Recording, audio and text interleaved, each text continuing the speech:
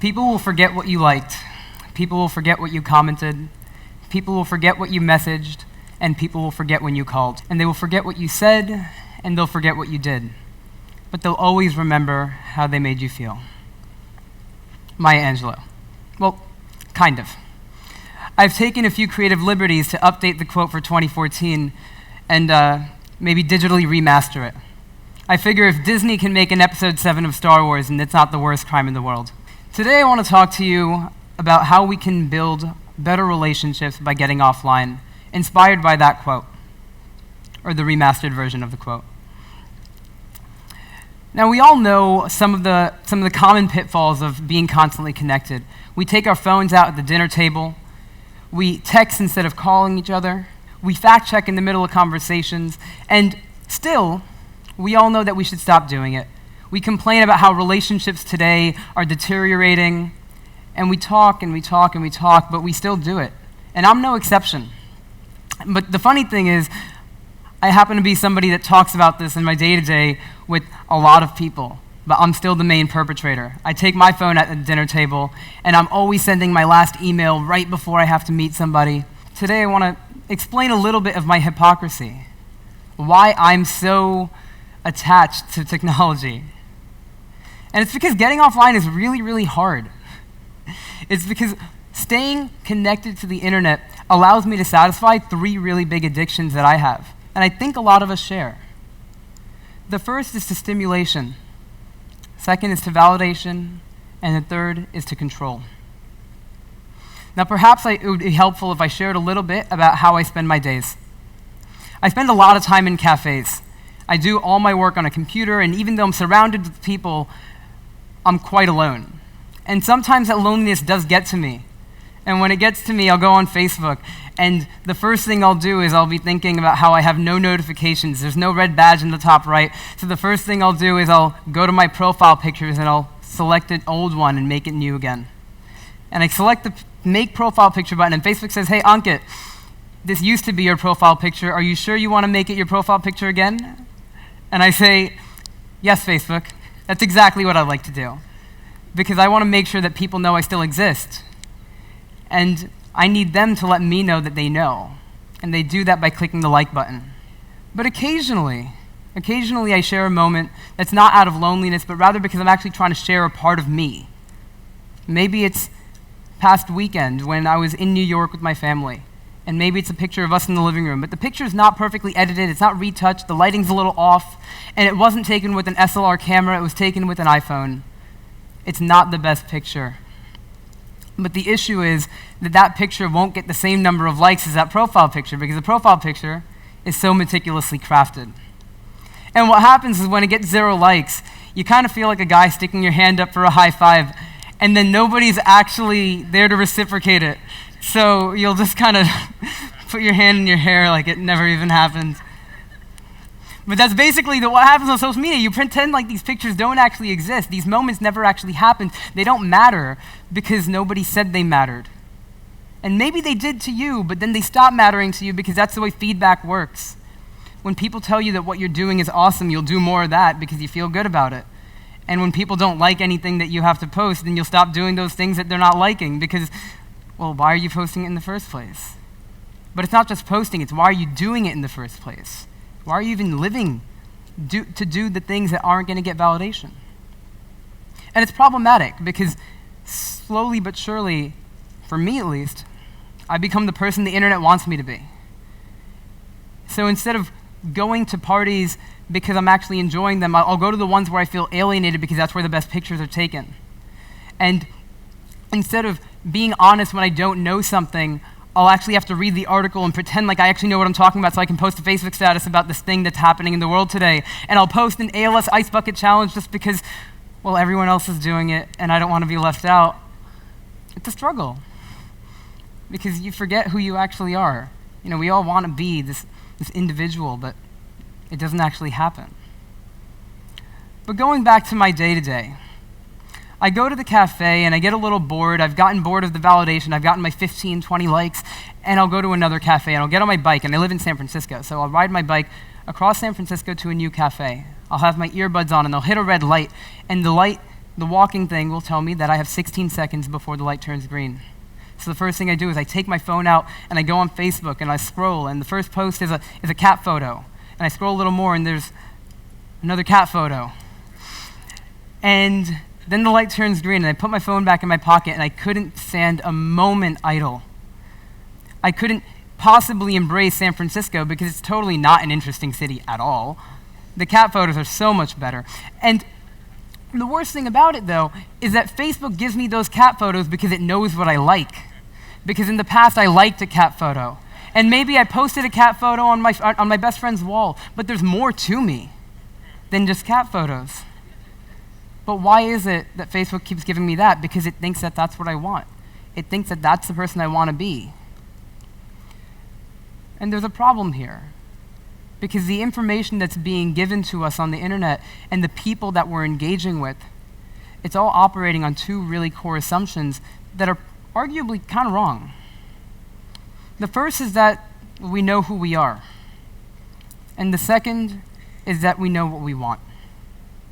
And now, being that we're all at TED, I'm pretty sure we can all agree with this, that anyone who's had an existential crisis knows that they have no idea who they are. We're all trying to figure it out. We're all trying to become our best versions of ourselves, but the thing is, we're doing it in infertile soil. We're consuming much of the same content over and over, and we're being surrounded by people who are all validating themselves with each other. But if we were to actually try to discover ourselves, we would explore more. It's like following a map, and you think you know where the X is, but you also are pretty sure that you're wrong. And you're following this route, and the fact that you know you're probably wrong means that any other route is just as right as the one that you're on. But you're so focused on that one route that you refuse to actually accept anything else. Put in more practical terms, what that means is that we forget to embrace wonder. We forget to be curious, and we forget to talk to people that we might not otherwise cross paths with. We don't actually explore beyond our own territory, even though the point is to figure ourselves out. And for me, that becomes the guy that pretends like he actually blows his nose every single time instead of actually picking it. And that's not actually true, because I do pick my nose here and there. And that becomes me saying that I'm enjoying what I'm doing just because I posted it on Facebook and it got a lot of likes, but maybe that's not actually what I like to be doing. Maybe I'm just posting it because, well, there's a large number right under the photo. And when I was a senior in undergrad, I was placed in really, really fortunate circumstances. My last semester of college, I only had 2 classes left of my requirements. And when I'm normally taking 5 classes, having 2 classes means I have a lot of time to do nothing. And it is awesome. And then on top of that, being a last second semester senior, you have, well, no attachment to what's about to happen afterwards. You're about to leave this school that you're not going to see 99% of the people afterwards anyway. So you become a lot less attached to this contrived version of yourself that you've been creating for the last 3.5 years. And you start thinking about how, well, you don't really care. So for me, in a moment of reckless inspiration, I made a website in my senior year and I called it Let's Get Tea. And the premise was very simple. It just said, if I don't know you yet, let's change that. I figured I would solve my boredom by using what was actually available to me and wouldn't be within the next 2 months, the people around me. And this website was kind of ridiculous. I'm half embarrassed and half utterly amused looking back at it, because there was a section of the website where I wrote all the things we could possibly talk about, and it read like a giant paragraph of everything I would never post on social media because I was way too embarrassed to actually post it, but things that were very true to me. These were the things that got filtered out in the controlled, contrived version of myself online. And the thing is, it resonated with people. And if boredom and the curiosity that stems from it and a lack of regard for the contrived Ankit is what it actually took for this to happen, that existed plentifully when I graduated and moved out to Menlo Park. And if you've ever been to Menlo Park, you know that unless you're pitching to venture capitalists, there's really nothing to do there at all. And I didn't know anybody there, so I had these same exact circumstances right after I graduated. So I built another version of the site. And it worked. And a lot of people signed up, and over the course of the last year, I've brought together over 1,000 people to sit together in small group conversations. And I learned a few things. But before sharing what I learned, it might be helpful if I shared what actually took place when I got tea with strangers. I would bring people together in small groups of 5, and we would agree to sit together for 2 hours. And oftentimes it would go well over. There was never any predetermined topic of conversation, and there was no curation of who actually showed up. You would just talk about whatever came up, and whoever showed up was whoever signed up for that particular time. The goal wasn't to make friends. The goal was just to have good conversations. And sometimes friendships come out of that, and sometimes not. And as the host, my responsibility was just to organize logistics and set the tone of the conversation. And I did that by giving people a hug when they walked in. And I did that by asking people questions when I didn't know what was going on. And I did that by uninhibitively expressing my own thoughts and letting people know that they could do the same. And what happened was amazing.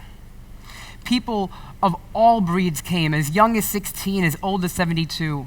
Dancers, nomads, techies, and billionaires. People who had risen up from insurmountable challenges and people that didn't even know what challenge even meant. Some people who had been pursuing their lives with passion and some people that were still trying to figure it out. And you would think that eventually these conversations got stale. Eventually after 5 people, 50 people, 100 people, 500 people, you would get a little bit bored. But that's only true if the common denominator amongst all these conversations was a topic. But that wasn't the case. The thing that brought everyone together was authenticity. And that's not a topic. That doesn't get stale. Because being authentic is what makes us relatable. When we're able to actually share our stories and ask people questions and listen to one another, what we realize is that none of us are actually all that different. We all have fears, and we all have motivations. We all have things that we're very proud of, and we all have things that we're awfully scared of. Moments of absolute ecstasy and moments of utter despair, cultural upbringings, and family relationships, things that bring us all together. But you'll never find that out unless you actually create an environment where you can actually talk about them. Because, hell, I don't even relate to the contrived version of Ankit. And I know that I don't relate to the contrived version of you, or the contrived version of you, or the contrived version of you. But the thing is, we put those up because it's the easiest. We put those up because it gives us the most red badges on the top right corner of our web browser. But what would happen if you could actually create an environment that allowed people in the environment to become authentic? Environments where it was a common assumption that we were going to try to ask questions, a common assumption that we were going to try and be honest with each other, try and be curious and explain the fact that we don't understand what we're actually talking about. And we would also maybe even be honest about the fact that, well, when we're about to judge somebody, that maybe it's unfair. Like, hey, this might be projecting something on you and maybe I'm assuming something, but you let me know what you think. And just see how people react in that space. And what you find is that, well, that common denominator of authenticity kind of rises. And it becomes so apparent that we're not actually that different. And that was actually what started happening when I brought people together for Tea with Strangers. And interestingly enough, it also satisfied all those addictions I was talking about earlier. My addictions to stimulation, my addiction to validation, and my addiction to control. Except stimulation, instead of coming as an espresso shot of a BuzzFeed article, would come as a slow drip coffee of a story from someone else. And that story would also serve as a form of validation. Because when I tell you a story, and when you tell me a story, we're not just exchanging that, we're exchanging a listening ear, which is the highest form of validation, because you're giving what you're getting. And the sense of control that we all seek becomes kind of a moot point, because we're all strangers, and we know that we're in no place to make preconceived notions about one another, and none of us actually know what's going on. So when nobody has control, well, everybody has control. But the thing is about this is that social media, if you compared it to a slice of pizza, would make real-life authentic interactions a runner's high. A slice of pizza is so much easier, and it's so much more satisfying, and it's, well, delicious. but you always feel a little bit guilty after, and you're always thinking maybe I should go on a run now, but running sucks because you have to sweat and you have to breathe really hard. You just put your running shoes on. Everything about running is miserable until the end when you're like, wow, I just did that and I'm feeling really good about myself. But just the same way that it's easier to choose a slice of pizza over choosing a run, it's really a lot easier to just change your profile picture than it is to call somebody up and say, hey, I don't know anything about you. Maybe we should change that. If you were looking throughout this whole talk for me to eventually deliver like some silver bullet that would be how to actually build offline connections, it doesn't exist. Because the reality of the fact is that just the same way we all know that we should be running and we're not, it's not that much easier to build offline relationships. You actually have to do something. You have to be deliberate about it. And part of being deliberate about it means you have to open yourself up. And that's a really hard thing to do. You have to acknowledge the fact that you don't know certain things that you think you know, and you need to actually share who you are with the people around you. But maybe, before even opening ourselves up to other people, we really need to open ourselves up to ourselves. But I think we can all agree that that's something that's really, really hard to do when our faces are so buried in screens. Thank you.